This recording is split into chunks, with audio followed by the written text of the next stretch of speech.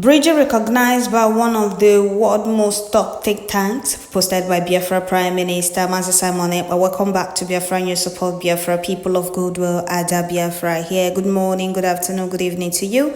Depending on where you're watching me from, Biafrans, I'll bring you another update. International media are now talking about Biafra, and from treaty says that the next administration must keep an eye on Nigeria. Okay, Biafra Prime Minister posted this very news and I'm bringing it to you here. So pay attention as we'll continue. This is from National Security Journal and I'm bringing it to you here. Before I continue, I would like to welcome all the new and old subscribers. If you're coming across my channel for the first time, please kindly click the red subscribe button. Turn on the notification bell right beside it to enable you get notification once I upload a new video. Don't forget to share, like, leave your comment at the comment section. Okay, it's happening. This is big. It's happening. Biafra Prime Minister posted this and it's happening. Said Biafra, however, are not going to subordinate their faith to support State Department pandering, nor are the Igbos willing to pretend that they feel safe and secure in Nigeria. Between February and May 2024, the Biafra Republic government in exile held a referendum to allow Biafrans and their diaspora to declare if they wish to remain part of Nigeria or become an independent country. 30 million voted, a greater number than those who cast ballots in Nigeria's most recent presidential elections. Those who cast a physical ballot on the Biafra referendum registered in advance and showed voting cards, while those who cast their vote electronically used Google form to ensure they only voted once. The results are consistent with public opinion surveying. Okay, let's go to Biafra Prime Minister posted this. Let's go to National Security Journal's wall to bring the full details. So pay attention as we continue. So the news headline from Treaty said, the next administration must keep an eye on Nigeria. Nigeria is an African giant. Its population of 220 million people is more than that of the two largest African countries, Ethiopia and Egypt combined. Although Nigeria is no longer among the world's top 10 oil producers, it is still a major or big member whose production impacts the global economy. Nigeria is also on the front line of several security attempts.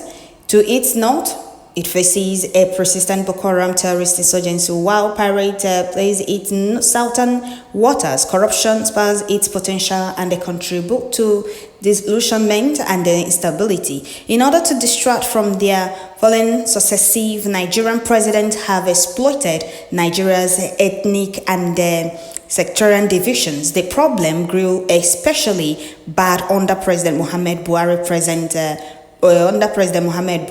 president of the country between 2015 and 2023. Buhari was no stranger to ethnic and religious discord.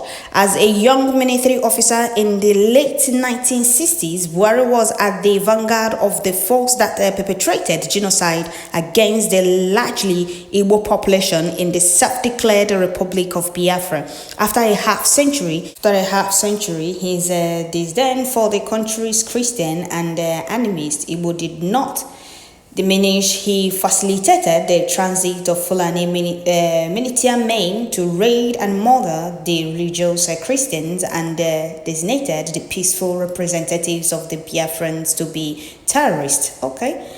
Alias, he founded a friend in Secretary of State at Anthony Blinken and the Biden administration, who argued that the anti-Igbo, anti-Christian violence was the result of migration caused by global warming. This was patently false. Okay, this was patently false. However, climate change does not charter buses to transport dead squad. Nevertheless, even as Islamists kidnapped Christian girls, slaughtered Christian men and the boys, and bought churches, Blinken removed Nigeria from the religious freedom watch list. For you to see how corrupt these people are. Are you hearing it? Upon all these atrocities and the terrorism, genocide and ethnic cleansing going on, Blinken removed Nigeria from the religious freedom watch list. Biafrans, however, are not going to subordinate their fate to support State Department pandering, nor are the Igbos willing to pretend that they feel safe and secure in Nigeria. Between February and May 2024, the Biafra Republic government in exile held a referendum to allow Biafrans and their diaspora to declare if they wish to remain part of Nigeria or become an independent country. 30 million voted, a greater number. It's more than 30 million, sorry. It's more than 30 million. Now we have more than 50 million votes.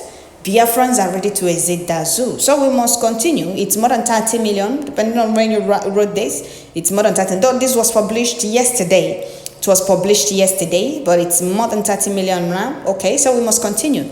A greater number than those who cast ballot in Nigeria. Most recent presidential election, those who cast a physical ballot on the Biafra referendum registered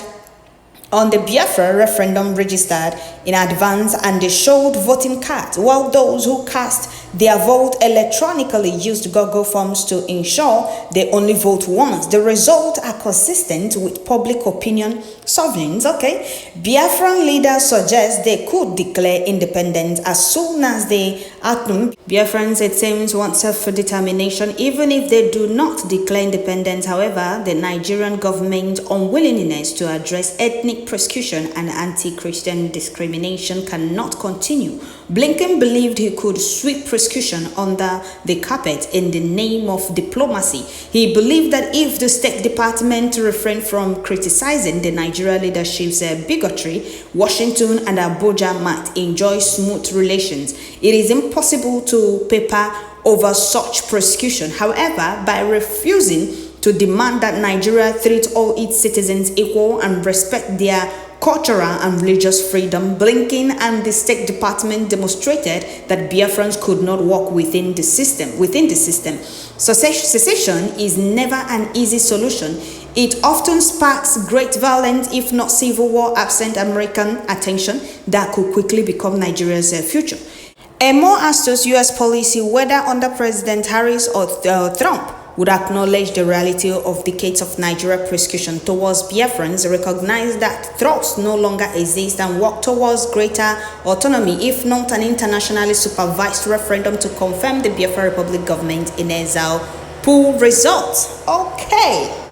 So that is it from 3T. I want to read this last part again. He said, whether under President Harris or Trump would acknowledge the reality of decades of Nigerian persecution towards Biafrans, recognize that threats no longer exist, and work towards greater autonomy, if not an internationally supervised referendum to confirm the Biafra Republic government in exile. Pool results. Okay.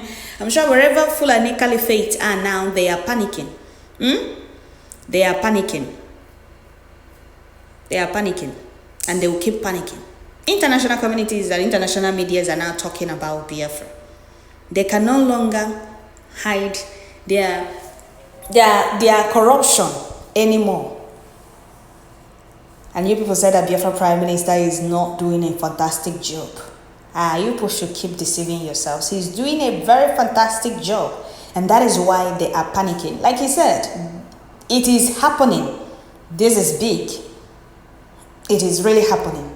We are going home, and there is nothing they can do about it. So the next administration must keep an eye on Nigeria, like they said. Biafra is going home, and there is nothing anybody can do about it.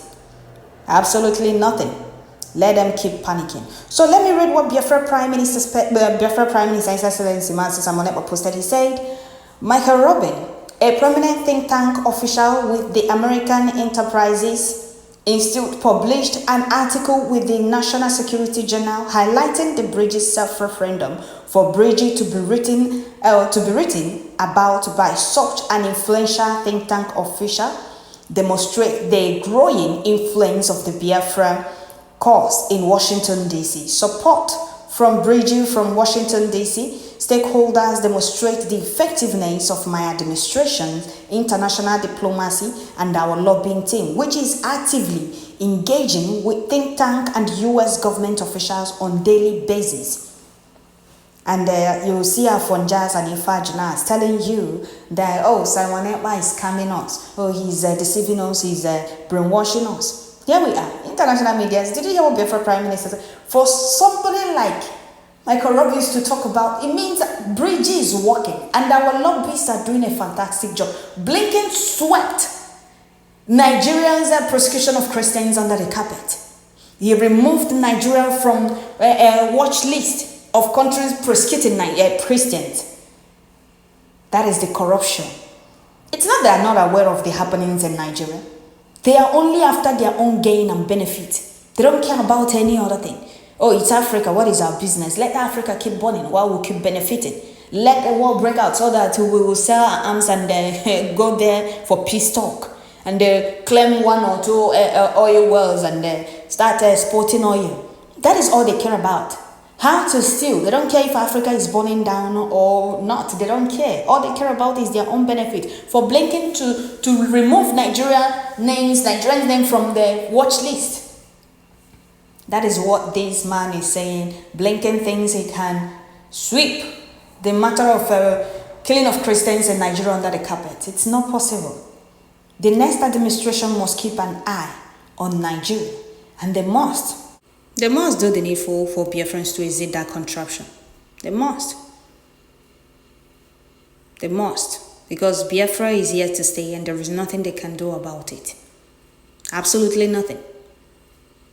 It surprises me seeing our Fonjas and Ifa Junas deceiving themselves, thinking that we are joking or we are playing about our freedom. We are not playing about it. We are not playing about our freedom. So the earlier they realize this, the better for them.